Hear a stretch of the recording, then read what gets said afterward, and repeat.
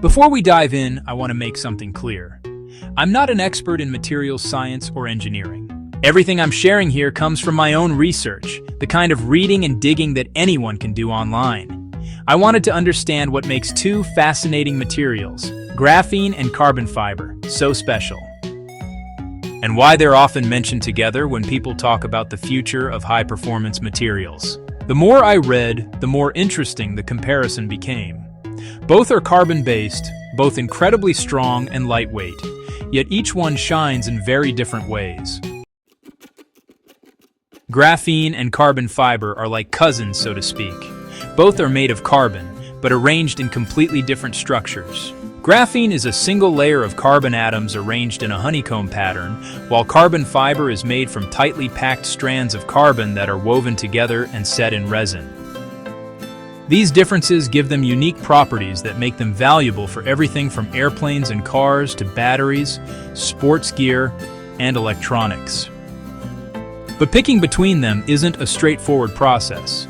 It often depends on what matters most for a given project, whether that's weight, strength, stiffness, cost, or even environmental impact. So let's go through what I found when I looked deeper into how they're made, how they perform, and which one might be better for different kinds of uses. Here's a reminder for you to click the like button and subscribe. It's free and is much appreciated. Thank you! Now, let's continue. One of the first things that stood out to me was how energy-intensive both materials are to produce. Traditional graphene manufacturing methods, things like chemical vapor deposition and mechanical exfoliation, use a lot of energy and resources.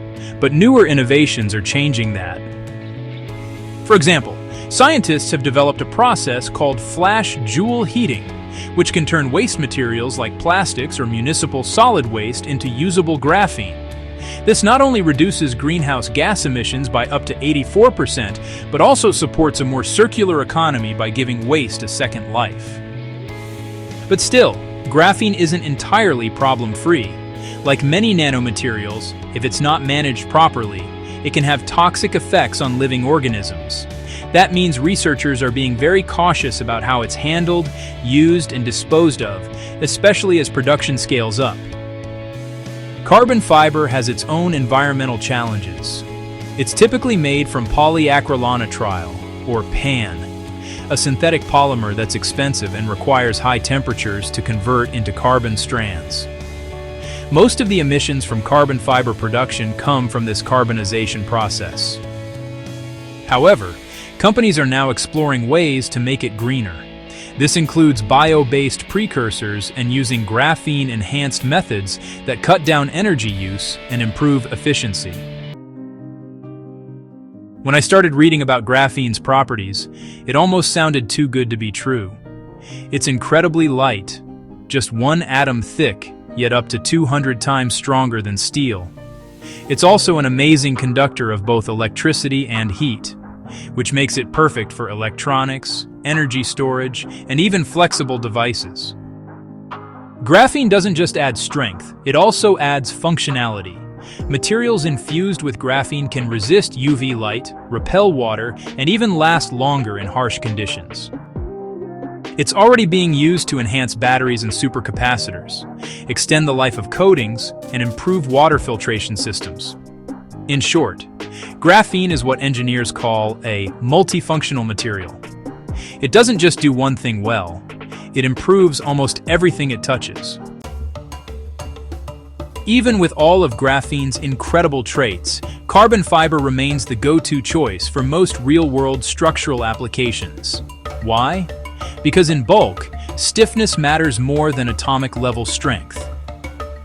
Carbon fiber is far stiffer than graphene, which means it holds its shape under load, a critical property for airplane wings, car frames, and sporting equipment.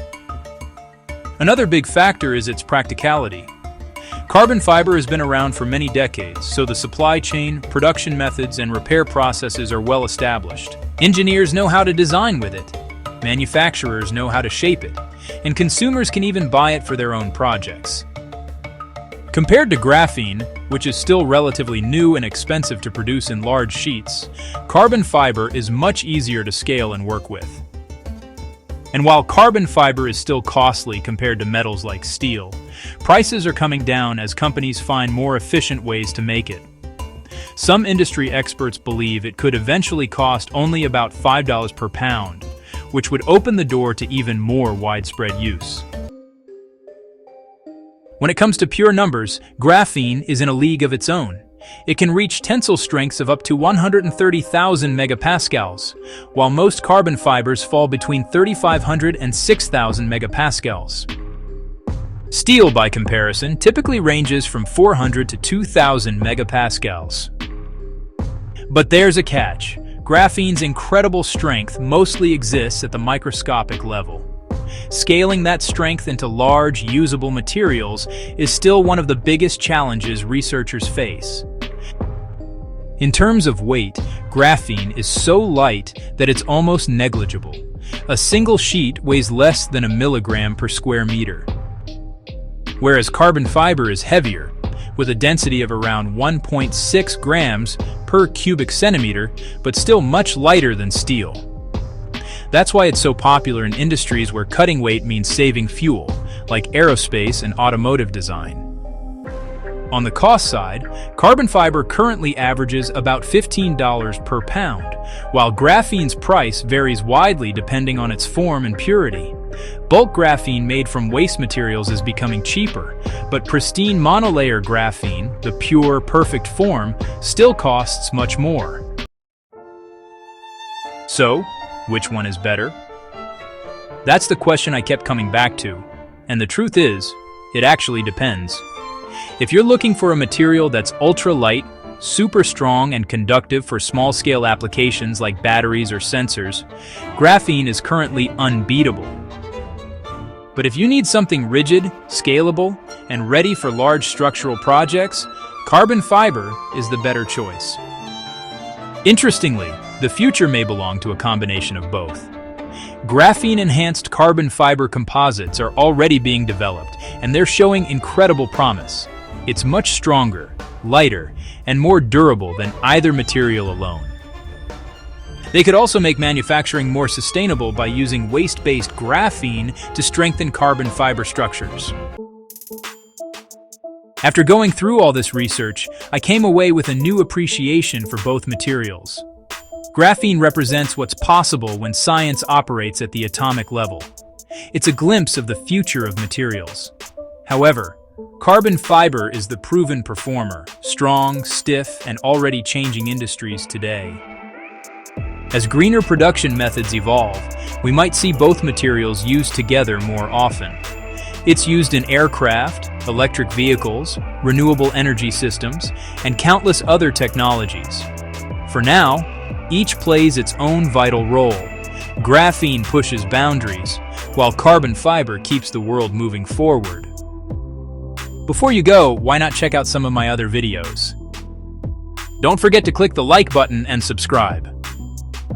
Thanks for watching, and we'll see you at the next one.